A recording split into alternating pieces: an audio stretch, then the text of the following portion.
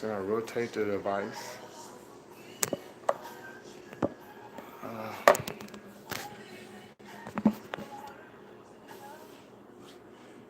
Guess that's it right there. But like I said, my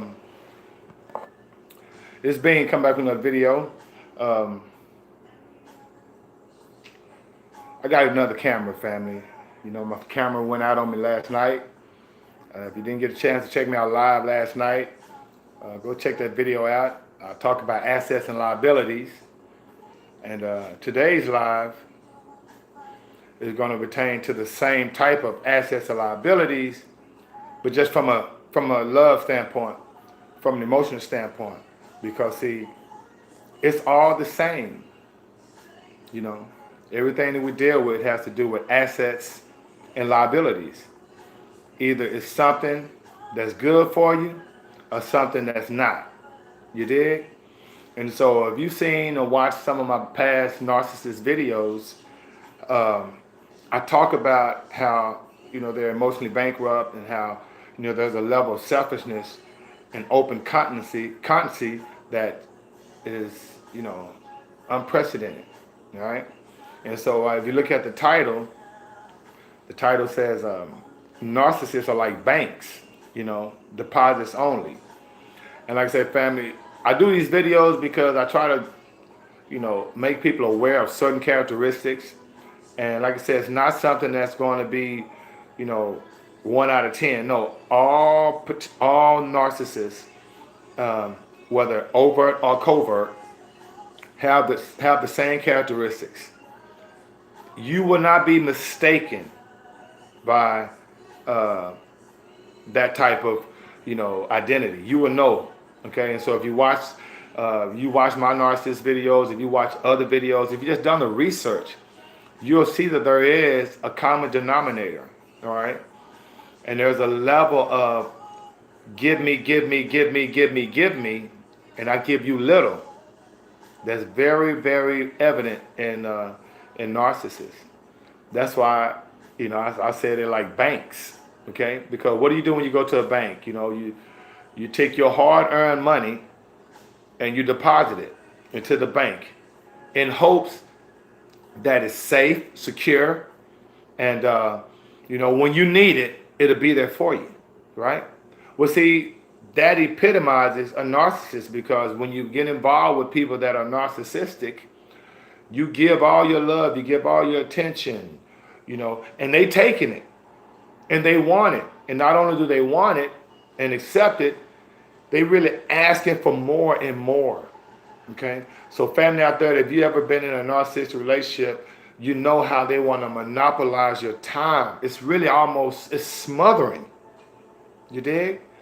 But like a bank, you're not getting nothing out of it. And so when you're sitting there with these people, or when you have to work with these people, or when you have to grow up with these people, you feel overwhelmed because you know you're giving everything and you're not getting anything in return. Just like a bank. Okay? You know, you figure, hey, okay, I am a member of this bank. I've deposited all my love and affection into this bank. Okay? But then when you go to that bank and want to get that affection reciprocated through love, through attention, okay? Through consideration, well, they charge you interest, and a lot of it. And that's what the narcissists and the banks have in common. You're not going to ever have a situation with a narcissist where it's going to be an even transaction. Hey, Jasmine. It's not going to be an even transaction. And that's why when you go to a bank, you know, you figure, wait a minute, I'm a member. Why when I apply for a loan, you give me a loan, but I have to pay so much more in interest? I got to pay you guys back. Or you don't give it to me. You tell me I have to go back and get my credit tight. You know, something of that nature. That's the same with a narcissist. Okay? You give all your love, you give all your affection, you give all your attention. Or if it's a narcissistic parent, you trying to, you know, please them. It never works. Okay? At work, if it's a narcissistic boss, you know, you're trying to do your job and it's push-pull, right? That's the same situation, family. Okay? So it's deposits only. And that's why you have to always make sure that you don't always put all your eggs in one basket. You don't put all your money in one bank. You don't put all your love and attention and affection to one person that you know is not it's not being reciprocated, one. And two, you've done the research and you realize that this isn't the right person for you. So, assets and liabilities, family. And if you had an opportunity to check me out last night in my little food for thought, I talked about 3 types of income. I talked about the real perceptions or the real assets and liabilities. Remember, financially speaking, if anything that you buy that you love, whether it's a house or a car or whatever, if you're paying a car note, if you're paying a mortgage every month, that's cash flow that's leaving, so that's a liability, family. If you're involved with someone in a relationship and all you do is see yourself giving, and you're not getting anything in return, family, that's a liability. And you know what? And the beautiful thing about liabilities and assets, from a self-reflective standpoint, you can ask yourself the question, are you a liability or asset? And you can lie to everybody, but you got to be real with yourself. You can't lie to yourself.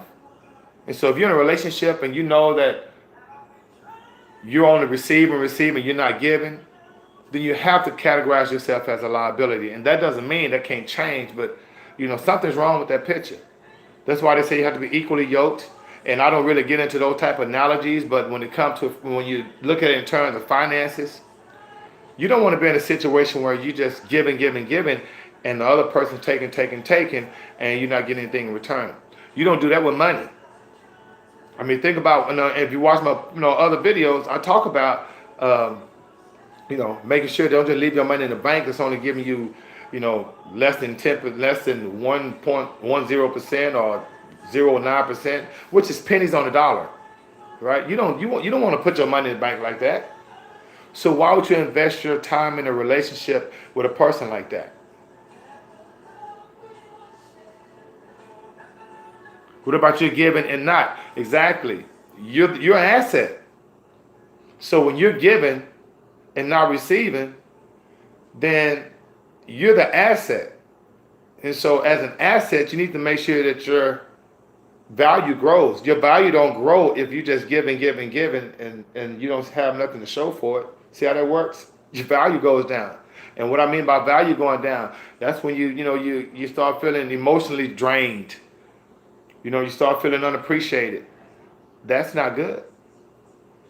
You dig? And so, you always want to make sure that, and it's hard because, we look at assets in people, but we don't look at the real assets of people. Because, see, our eyes do most of our judging. And so when it comes to narcissists, they're professionals at making sure they look a certain way. They know how to present themselves to be an asset for them, to be to you. But you got to understand, if that asset that you think is an asset based on the way they look, based on the love bombing, based on them being everything you want them to be, if after a certain amount of time that behavior changes and they no longer treat you like that, then guess what? That asset isn't a liability. So you got to make sure you put more emphasis on real assets. Okay, how a person treats you, because you remember, narcissists and banks are just alike. All right. So if I just want to come back with a quick live about that, I was sitting up here thinking, and like I said, I did a video last night about real assets and liabilities and how to gain wealth. You can't gain wealth if you mistaken liabilities as assets. Anything that's going out of your, anything that's leaving is not an asset. If you're with a person and all you're doing is giving love, and you're not getting anything in return, that relationship is not an asset. Okay? A relationship's supposed to be where you're receiving the love, you're giving the attention. But remember, if you're dealing with narcissists, that's never the case. So don't sleep on that. And don't ignore the second brain in your stomach. Because remember, the second brain is that intuition that tells you that that particular asset is not an asset. This relationship that you're in, that is total confusion, manipulation, deception, that's not an asset. Okay? No matter how many times the person comes back and tell you they love you, tell you they miss you, tell you it's not them, it's something else. Remember, the stomach tells you the real story. Okay? So remember, family, like I said, when you're dealing with these particular people, when you're dealing with particular relationships, remember, they're assets and liabilities, just like your money. You're not going to just throw your money away. Don't just throw your emotions away. All right? So, family, being willing to get out of here. Jazz, thanks for joining me, baby girl. And I'll be hollering at you guys at a later time. In the meantime, between time, may the Most High Inside bring you joy. And being willing is out of 5,000.